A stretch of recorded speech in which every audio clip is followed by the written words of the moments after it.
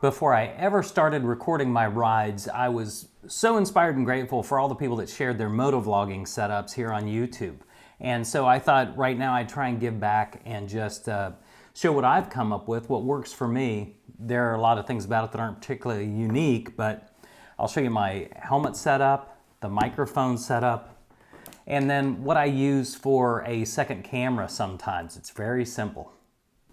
I've chosen to mount my camera on the side of the helmet here so that I get the front of the chin bar and the visor in the shot, just for a little extra perspective like this.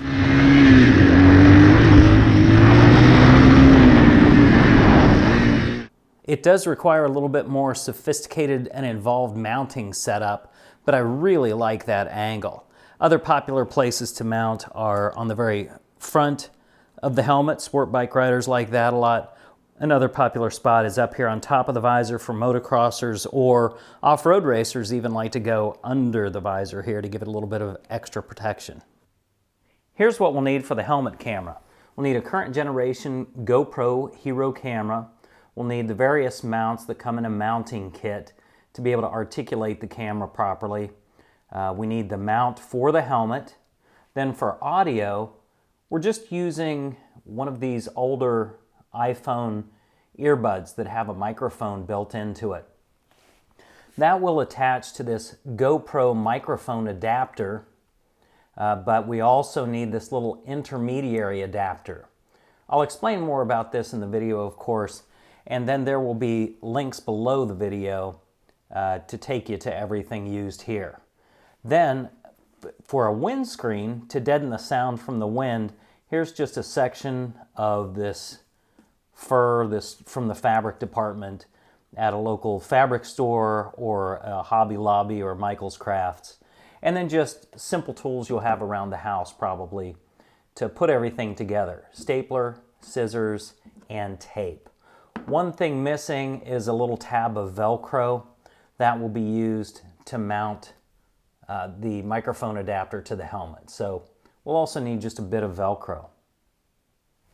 With the helmet stripped of just about everything except for the GoPro mount here and the microphone adapter, some Velcro, I'm ready to show you how I begin to set the helmet up. And the first thing we need to do is we're going to set up the audio, and a way to get that started is to pull apart these chin pads, pull them apart from the helmet shell, and to pull out this chin guard.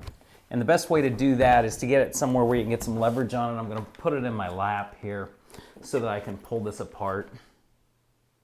And here is the camera side cheek pad, and the way to pull those apart, there's 2 or 3 snaps.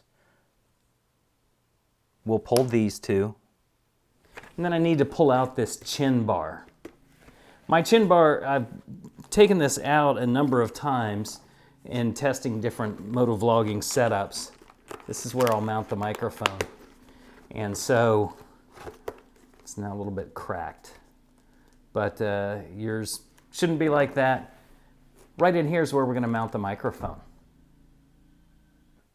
With the helmet on its side, I'm making sure that the vent is closed from the outside, and then I'm going to take a couple pieces of packing tape, just cover up the vent from the inside.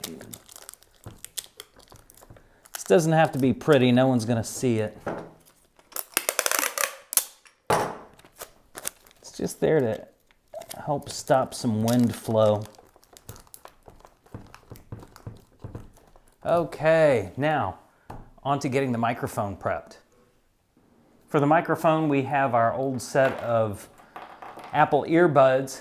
I've got 3 sets of these just gathering dust in a drawer, and the fur we picked up from Hobby Lobby or Michael's, and the stuff to assemble it all together.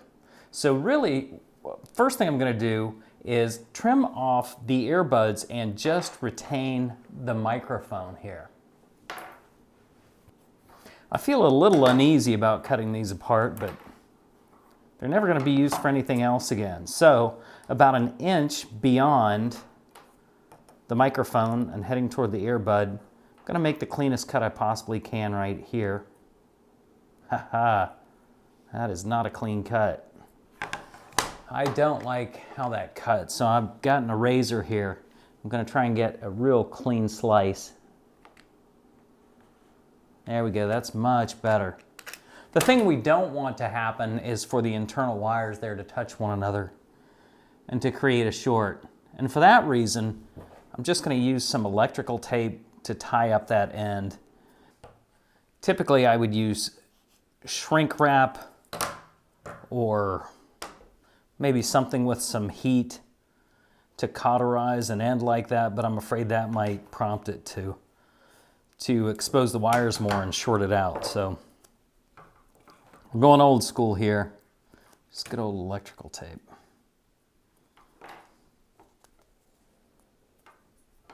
Not pretty, but again, no one will ever see it.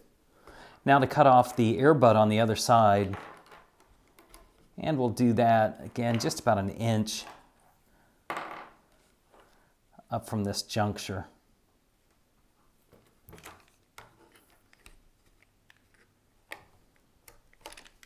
Nice clean slice, and the microphone's all prepped.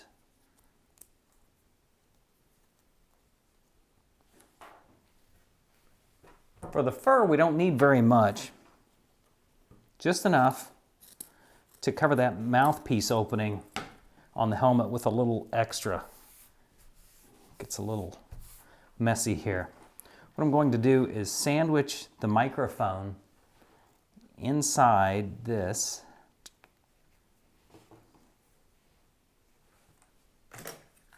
And then staple around it, being careful not to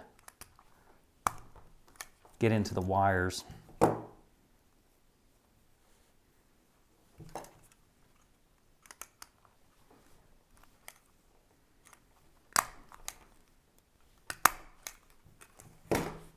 Okay, very good. The microphone is right there in the center. Let's install it into the helmet. I'm setting the microphone in place inside the helmet, making sure it's in the center there, and reinserting the chin pad. And I also want to make sure that the cord for the microphone is going up the same side of the helmet as the camera will be mounted on.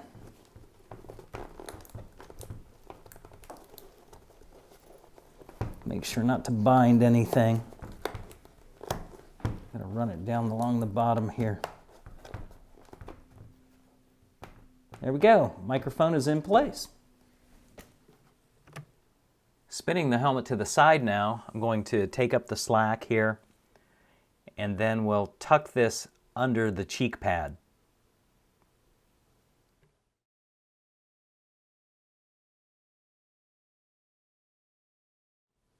And then we can begin to snap that cheek pad back into place.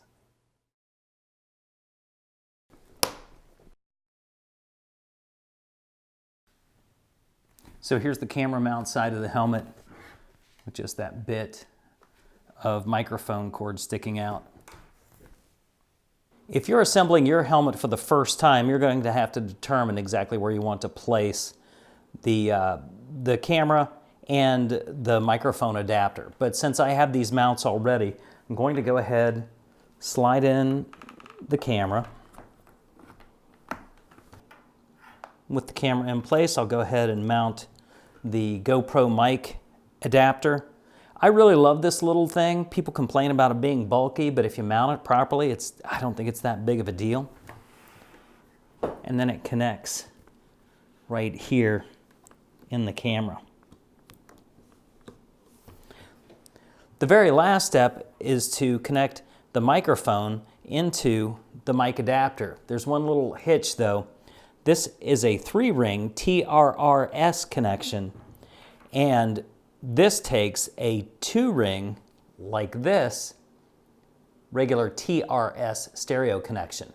So I have this little adapter that needs to go to adapt the 3-ring plug into the 2-ring receiver. And now we have our vlogging setup.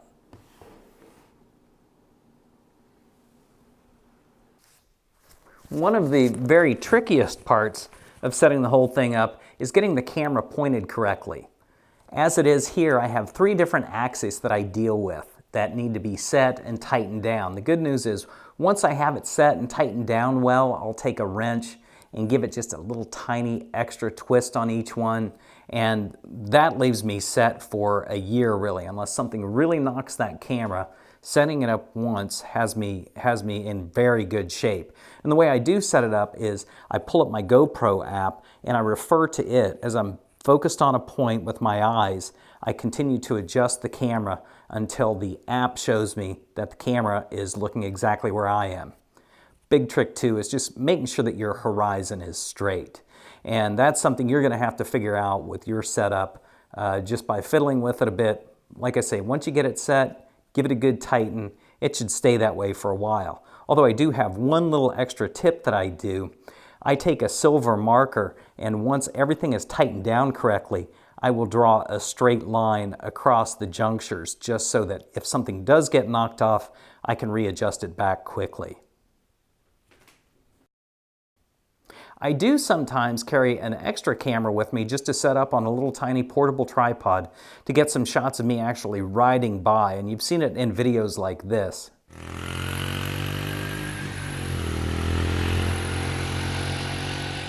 Let's take a look at what I carry for that setup. This might be even simpler than you're expecting. It's a simple sling bag, very inexpensive, that I can put on like this so that it can get on without being encumbered by the camera hanging off here. Then when I'm riding, it's easy to swing in front, unzip, and my next camera is this simple little collapsible tripod with a phone attached to it. It's just this super lightweight, super portable mini tripod, a phone adapter, and either my current phone or this older iPhone that I have that was just collecting dust in a drawer. The setup is super simple and quick.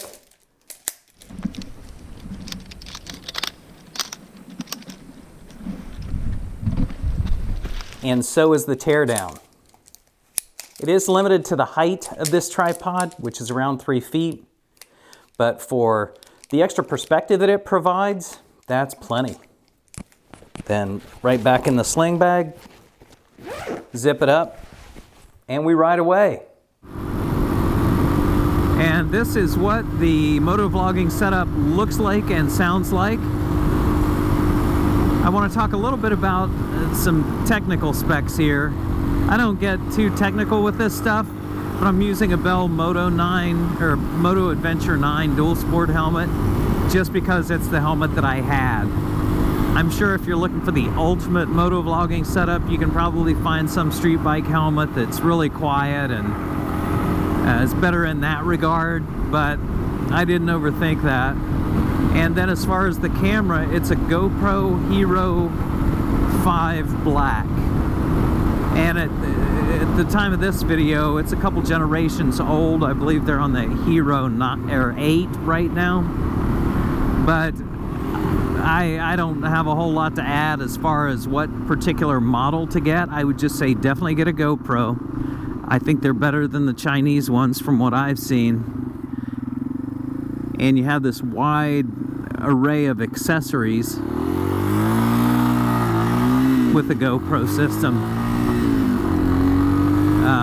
And then I use the GoPro, oh, I will say this microphone adapter that I've showed you works on the Hero 5 series and newer, so 5, 6, 7, 8 to my knowledge.